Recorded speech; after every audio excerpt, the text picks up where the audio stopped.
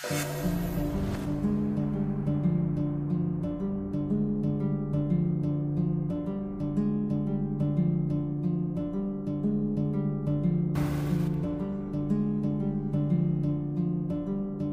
Ryan Borgward ay 45 years old at nakatira sa Watertown, Wisconsin kasama na kanyang asawa na si Emily at 3 anak. Ayon sa balita, may sariling woodworking business si Ryan.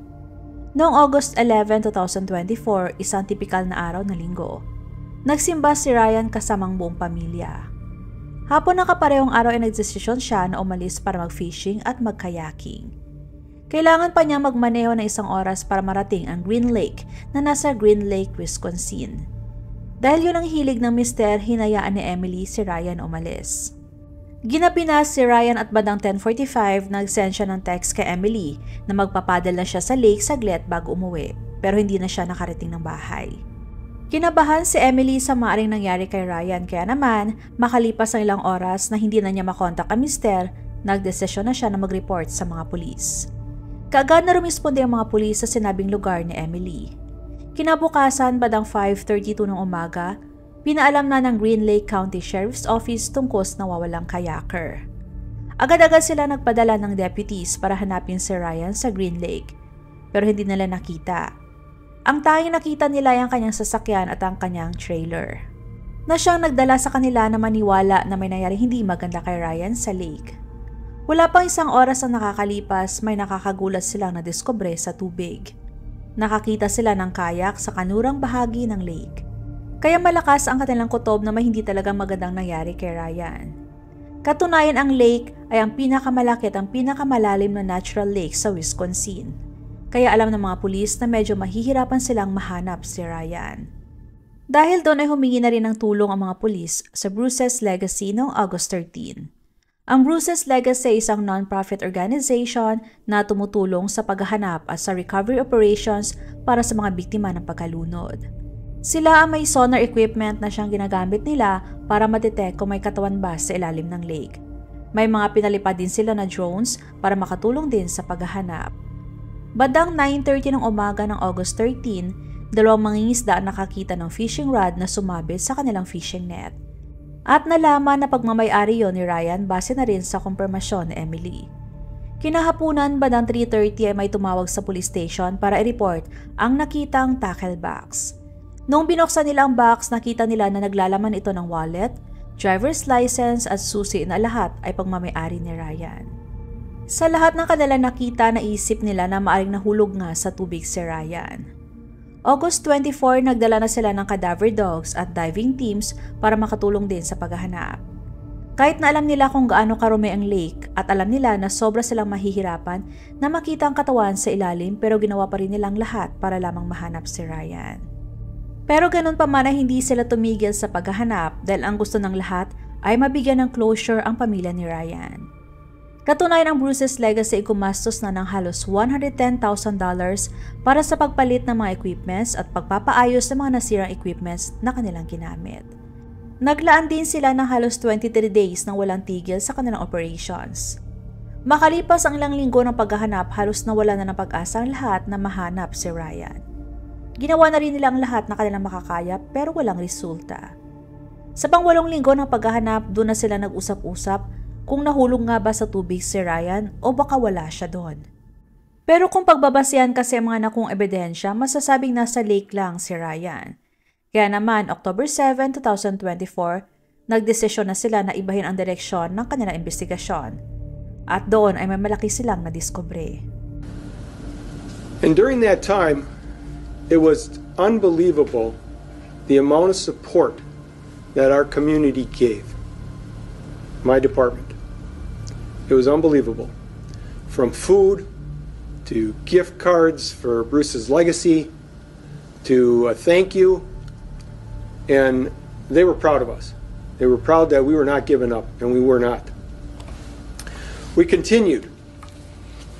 And on October 4th, which was a Friday, I met with Keith from Bruce's Legacy. And he said to me, he said, "Sheriff," he says, "I've done a lot of searches. And I can't find him." He said, we searched and we searched. And if you see that picture that's on the screen behind me, all the yellow is where Keith searched. That was every spot of that western water of our lake. With that being said, he also told me that, Sheriff, don't worry, I'm not giving up. He called the company and was asking for another piece of equipment, a top-notch sonar, and it was a new one, but it's going to be a couple weeks out. So October 7th, I got my crew together, my 3 detectives and my chief deputy and myself. We met and we talked and we said we got to go a different direction. And they did. The direction we went was offline, and we found out that his name was run on August 13th. Ang ibig sabihin ng run na sinasabi ng police officer ay noong August 13, isang araw bago siya naiulat na nawawala, ginamit ang passport ni Ryan sa Canadian border. Ibig sabihin hindi nalunod si Ryan, hindi namatay. Hindi sila naghahanap ng nalunod o namatay na tao. Kundi sa ngayon, ang hinahanap nila ay ang buhay at humihinga pa na si Ryan. Nagpapakita lamang ito na pineke ni Ryan ang kanyang pagkawala o kung sa kaano man ang kanyang gustong palabasin. Base sa kanyang digital footprints, nalaman nila na plinano ng mabuti ni Ryan ang kanyang pagkawala ng ilang buwan.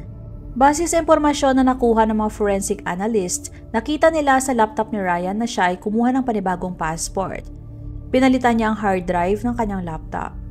Binura ang browser history sa laptop isang araw bago siya nawala.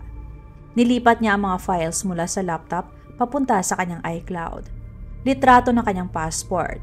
Nag-inquire din siya kung paano ilipat ang kanyang pera papunta sa foreign banks. Pinalitan niya ang kanyang email address na konektado sa kanyang financial accounts noong araw mismo na siya'y nawala. Nakikipag-usap din siya sa babaeng pinaniniwalaang taga-Uzbekistan. Kumuha siya ng bagong life insurance na nagkakahalaga ng $375,000 at bumili siya ng airline gift card. Sa spekulasyon ng mga pulis, pineke ni Ryan ang kanyang pagkawala o marahil pagkamatay para lamang makasama ang babae na nakakausap niya sa online. Ang problema lang, hindi nila alam kung nasaan ito. Sa ginawa ni Ryan, marami siyang inabala at pinagod ng mga tao. Maraming pera at oras ang nasayang. Bumuhos ang iba't ibang emosyon mula sa kanyang pamilya, asawa, mga anak, mga kaibigan at sa mga taong nakakakilala sa kanya. Ano kayang pumasok sa isip niya kung bakit nakaya niyang iwanan ang lahat, lalo ng kanyang pamilya, para lamang sa babae na halos kakakilala pa lamang niya sa online? Bakit nakaya niyang papaniwalain ang kanyang asawa at mga anak na siya'y namatay? Katunayan ay kakaselebrate lang nila ng kanyang asawa ng kanilang 22nd wedding anniversary noong July 2024. Alam ng lahat kung paanong nagdalamhati ang kanyang pamilya sa kanyang pagkawala. Ano kaya ang kanilang naramdaman nung nalaman nila na buhay siya at plinano niya ang lahat simula pa January 2004 nung parehong araw na kumuha siya ng life insurance policy? Ibig sabihin, 7 buwan niyang plinano ang lahat. I'd like to thank the dedication of my sheriff's office. But most of all, I want to thank the family. I want to thank his wife. That is one strong lady. Whenever we called on her, she always responded and she gave everything that she could for us. I cannot imagine what she's going through and they're going through. It's really hard because one, they felt that their dad was drowned. A day ago they found out that he wasn't. And this is the Ryan. Ryan, if you are viewing this, I plead that you contact us or contact your family.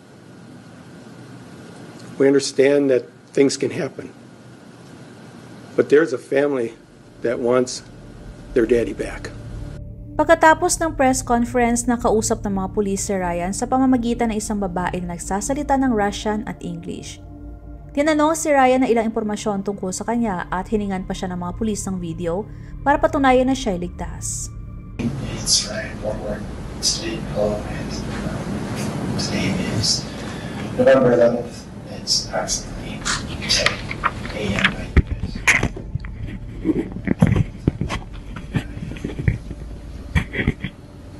Let's see. Simula November 11, 2024 ay araw-araw nang nakakausap ng mga pulis si Ryan. Tinarget ng mga pulis ang kanyang emosyon para makabalik ito sa US at para harapin niya ang ginawang problema. At December 10, 2024, sa sarili niya kagustuhan ay bumalik nga siya sa US. Kagad siyang dinala sa Green Lake County Jail sa kasong obstructing an officer. Sa kasunod na araw ay humarap siya sa korte. Sinabi niya sa judge na ipipresenta niya ang kanyang sarili dahil hindi niya kayang kumuha ng abogado at ang laman ng kanyang wallet ay $20 lamang. Kahit na sinabi na ng judge na may libreng abogado naman, iginiit pa rin ni Ryan na kaya niya ipresenta ang kanyang sarili ng mag-isa. Katunayan ay nabigyan pa si Ryan ng $500 signature bond at saka pinalabas ng kulungan habang gumugulong pa ang kaso. Ito ay isang klase ng bail bond na nagpapahintulot sa isang nasasakdal na makalaya mula sa kulungan nang hindi ito binabayaran. Para itong isang kasunduan ng nasasakdal ay kinakailangang magpakita sa korte kada may schedule ng court hearing. Dahil kung hindi, ang $500 na bail bond ay babayaran ng nasasakdal. Katunayan na nag-plead not guilty si Ryan sa kasong isinampa sa kanya. Pagkabalik ni Ryan sa Wisconsin ay nag-file na rin ng divorce si Emily dahil para sa kanya, hindi na maayos pa ang kanilang relasyon at hiningi ang buong kustodiya ng kanilang mga anak. Ang kasunod na hearing ay ginanap noong January 13 pero walang inilabas na updates sa publiko. At ang kasunod na hearing naman ay gaganapin sa April nitong taon. Shout out kay Maldita Demonita ng Dammam, Saudi Arabia. Maraming salamat!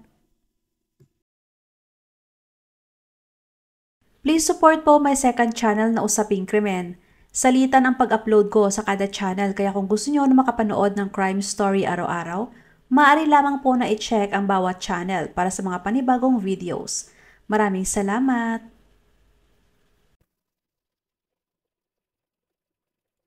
Huwag mag-atubiling ibahagi inyong mga saloobin at komento. And please huwag kalimutang mag-like and subscribe sa aking channel kung hindi mo pa nagagawa.